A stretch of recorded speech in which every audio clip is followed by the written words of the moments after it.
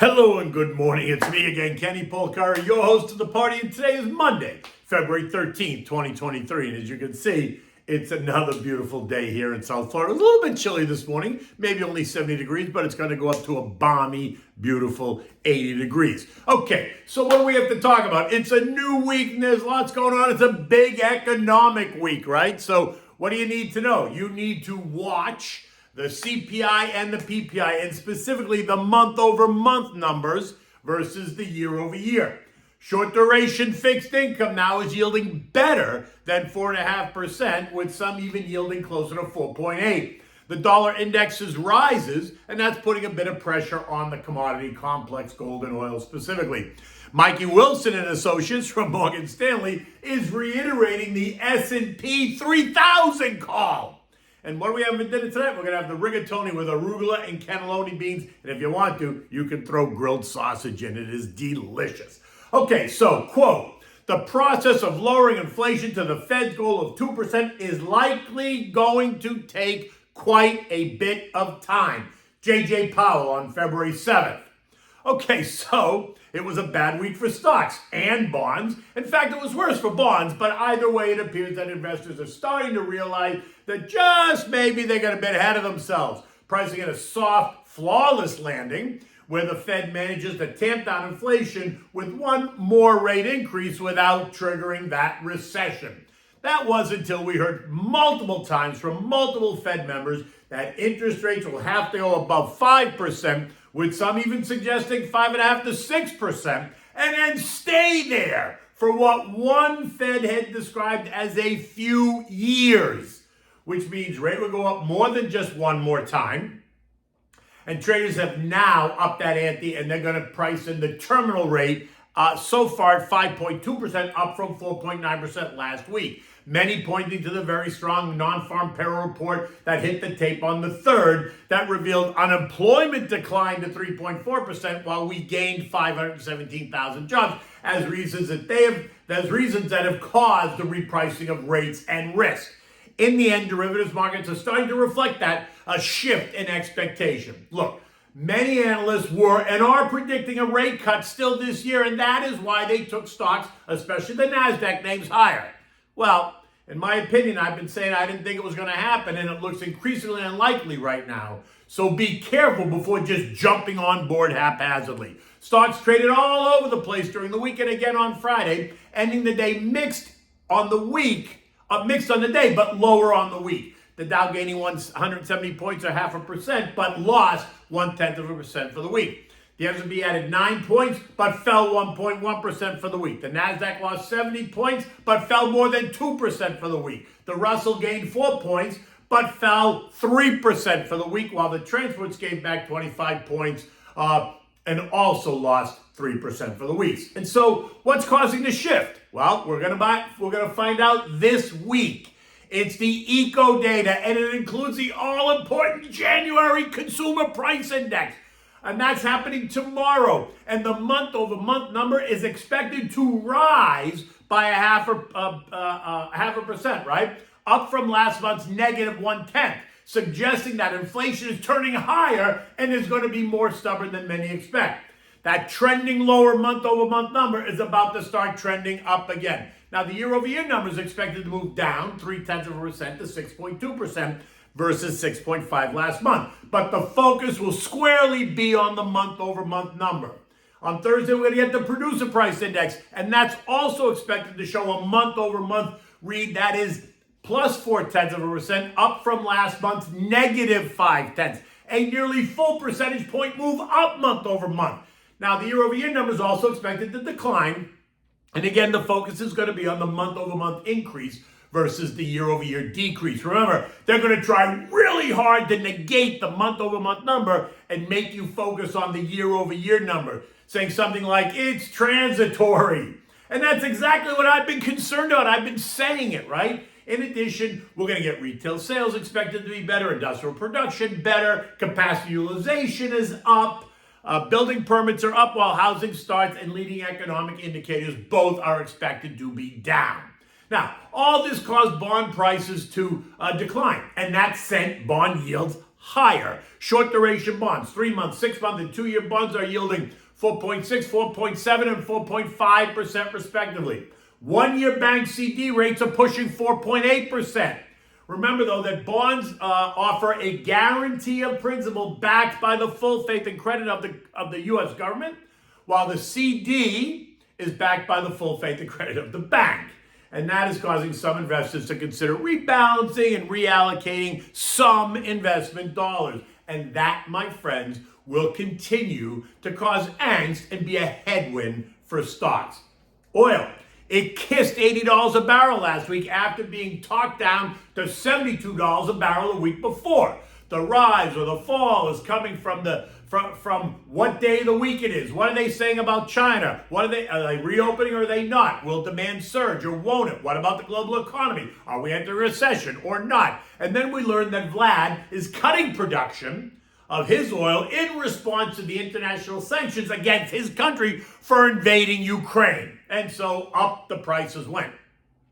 And while many expect oil prices to trade at $100 a barrel this year, it is down 1.4% this morning at 78.60, and you can credit the stronger dollar this morning for really that move. Now, the dollar index, the DXY, which had traded down to 101, found support, bounced off, and is trading back to 103.70 as investors realize that rates are going higher in this country, and that's going to cause the dollar to rise, putting some pressure on the commodity complex.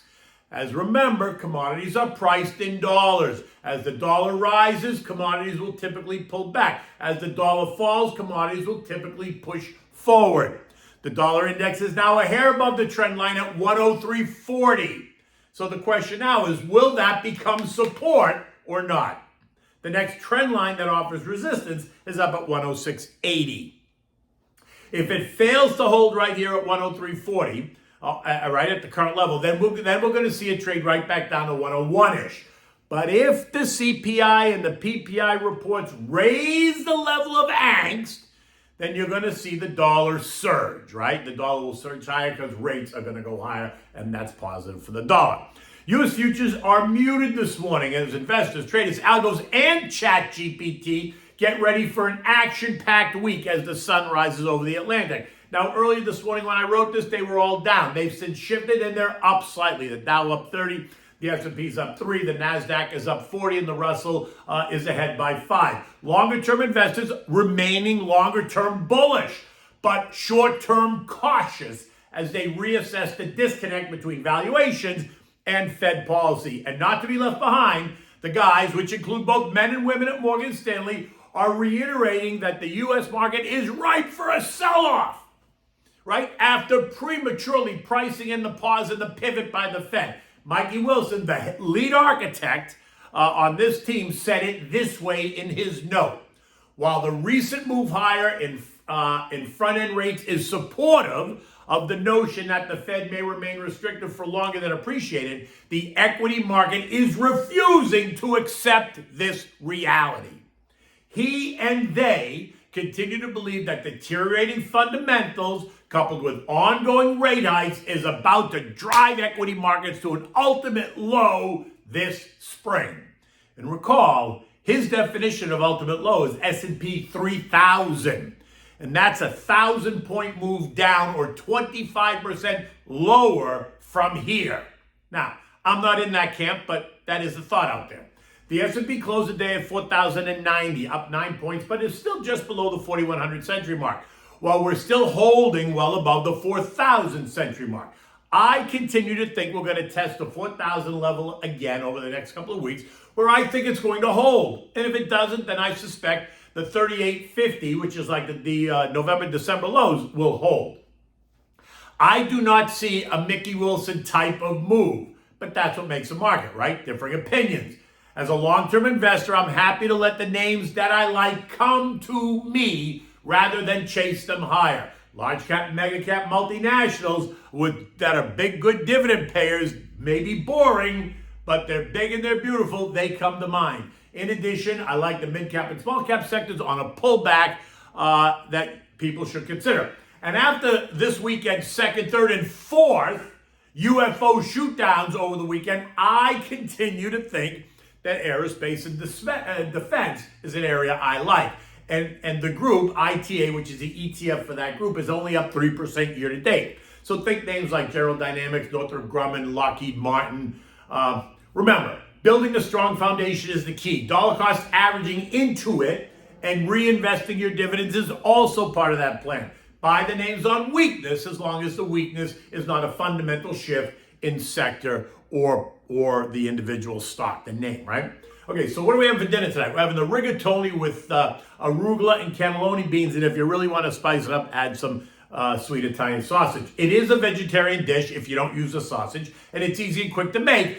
And like I said, if you're not a vegetarian, feel free to grill up some sweet Italian sausage, slice up, and toss it in there.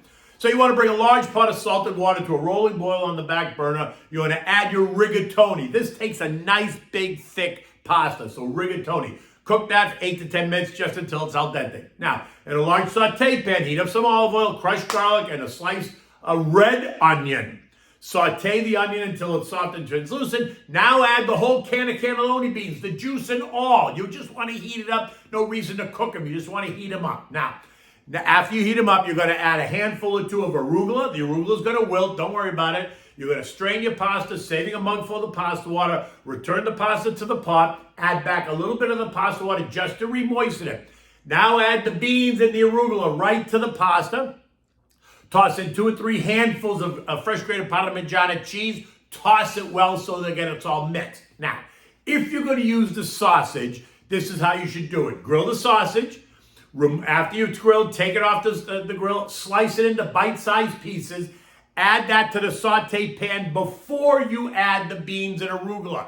Add the sausage to the saute pan when it's just the onions and the garlic. Let it get in there, kind of blend with that. Then add the beans and arugula. Stir it for 3 more minutes or so. Let it just all come together and heat up. And then toss it over the pasta, add the cheese, and serve it up. It's a peasant dish, but it's a dish that's simple to make, feeds everybody in the house, become a fan favorite.